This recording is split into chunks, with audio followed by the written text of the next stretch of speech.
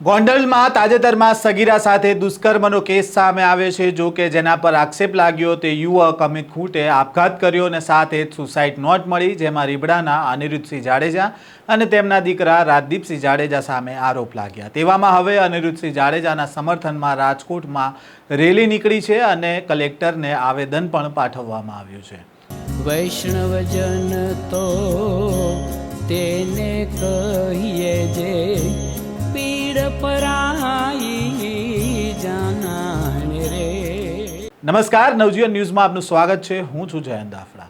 ગોંડલમાં અમિત ખૂટ નામના એક યુવક સામે દુષ્કર્મનો આરોપ લાગે છે। રાજકોટમાં રહેતી 17 વર્ષીય સગીરાએ આક્ષેપ કર્યો કે અમિત સાથે તે સોશિયલ મીડિયામાં સંપર્કમાં આવે છે અને તેને મળવા જાય છે, ત્યારબાદ જ્યુસ પીવા લઈ જાય છે અને ગોંડલ લઈ જઈને તેની સાથે દુષ્કર્મ કરવામાં આવે છે। સમગ્ર મામલો પોલીસ સ્ટેશને પહોંચે છે, સાથે જ રીબડાના અમિત ખૂટ સામે ફરિયાદ દાખલ થાય છે અને આ મામલે પોલીસ તપાસ શરૂ થાય તે પહેલાં જ અમિત ખૂટ આપઘાત કરી લે છે। જો કે આપઘાત બાદ સુસાઇડ નોટ મળે છે, જેમાં બે યુવતી સહિત રીબડા અનિરુદ્ધસિંહ અને રાજદીપસિંહ સામે આક્ષેપ કરવામાં આવે છે કે તેમના ત્રાસના કારણે જીવન ટૂંકાવ્યું છે। સાથે જ પાટીદાર અગ્રણી ગોવિંદભાઈ પણ અનિરુદ્ધસિંહ સામે આક્ષેપ કરે છે અને આ મામલે અનિરુદ્ધસિંહ રીબડાનું પણ નિવેદન સામે આવે છે કે આ ષડયંત્ર છે જયરાજસિંહ જાડેજાનું।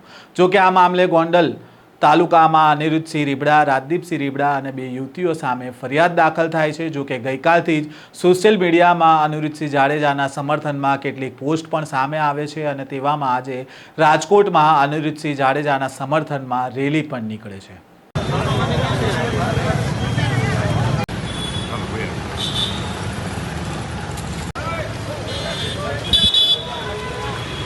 આ તદ્દન ખોટા પાયા વગરના આક્ષેપો કર્યા છે તેની કાયદેસર કાર્યવાહી તપાસ થવી જોઈએ અને અમને પોલીસ તંત્ર ઉપર અને ન્યાયતંત્ર ઉપર સંપૂર્ણ ભરોસો છે। અમે અનુભાઈના સમર્થનમાં રેલી કરેલ છે। કાયદેસર કાર્યવાહી થઈ જોઈએ। જય માતાજી। રાત્રે ક્ષત્રિય સમાજના બધા આગેવાનો, યુવાન આગેવાનો એ મર્યાદિત સમયમાં રાજકોટ જિલ્લામાંથી ખાલી આવ્યા છે અને કલેક્ટર સાહેબને આવેદનપત્ર આપવાનું છે કે અનિરુદ્ધસિંહ વિરુદ્ધ જે ગુનો દાખલ થયો એ ગુનામાં તટસ્થ તપાસ થાય અને પોલીસ તપાસ કરી રહી છે। હજી પોલીસે એનો ઉકેલ જે છે એ કઈ જાહેર નથી કર્યો કે આમાં ગુનેગાર છે કે નથી।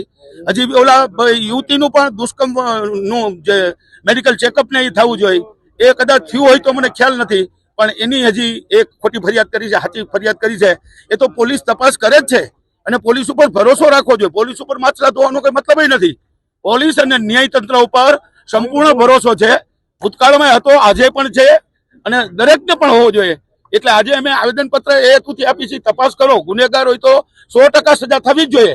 અમે કોઈનો એવો બચાવ કરવા માંગતા જ નથી કે ગુનેગાર છે તો એને છોડી દો। ગુનેગાર હોય તો તમે યોગ્ય તપાસ કરો, તપાસમાં જે ખુલે અને તપાસમાં જે આગળ વધે અને પોલીસ જ્યારે એના રિપોર્ટ જાહેર કરે, યુવતીનું પણ દુષ્કર્મ વિશેનું અથવા સામે અનિરુદ્ધસિંહ પર ફરિયાદ જે થઈ છે એ ફરિયાદમાં પણ તપાસ કરે।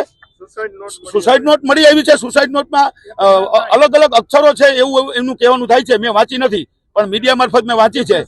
તો એમાં પણ જો એમના હસ્તાક્ષર હશે અને હશે તો એના પણ ઘણા બધા કારણો હશે। એને આત્મઘાત કર્યા પહેલા એને દુષ્કર્મ ન કર્યું હોય તો એને સામે આવવું જોઈએ અને કેવું જોઈએ હું નિર્દોષ છું અને નિર્દોષ માણસ હંમેશા સામે જ આવે। આવું પગલું જ ન ભરે। આવું પગલું ભરવાનું કારણ પણ હોઈ શકે, પણ આપણે તો એને શ્રદ્ધાંજલિ આપીએ છીએ જે હોય, પણ આમાં તટસ્થ તપાસ થવી જોઈએ એવી ક્ષત્રિય સમાજની માગણી છે અને ક્ષત્રિય સમાજના અગ્રણી પણ છે અનિરુદ્ધસિંહભાઈ અને 18 પણ અત્યારે આવેલા છે। મેમણ સમાજ, મુસ્લિમ સમાજ, એ પણ હજુ સામે દલિત સમાજ, તમામ 18 માં તમામ આવી ગયા। આ ખાલી એક ક્ષત્રિયોની ઓલી નથી, આ રેલી નથી, આ આંદોલન નથી, માત્ર આવેદનપત્ર કલેક્ટર સાહેબને આપવાનું છે અને એને પણ તમારી સમક્ષ જે વિનંતી કરવાની છે।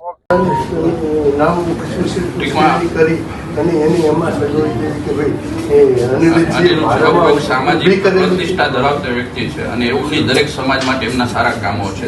આ એ બધી બાબતોને ધ્યાન રાખો અને ખાસ અમારો કહેવાનો હેતુ એ છે કે જે સુસાઇડ નોટ છે એ 1 થી વધારે કોપીઓ છે તો એનો FSL રિપોર્ટ ખાસ થાય, જેથી કરીને સત્ય ખ્યાલ આવે કે અમિત ખૂટની જે હેન્ડરાઇટિંગ છે કે અન્ય કોઈ વ્યક્તિની હેન્ડરાઇટિંગ છે। તો આ બાબતને આપ ધ્યાન રાખી અને જે પણ યોગ્ય તપાસ થાય એ કરશો એવી અમને આપને નમ્ર વિનંતી છે।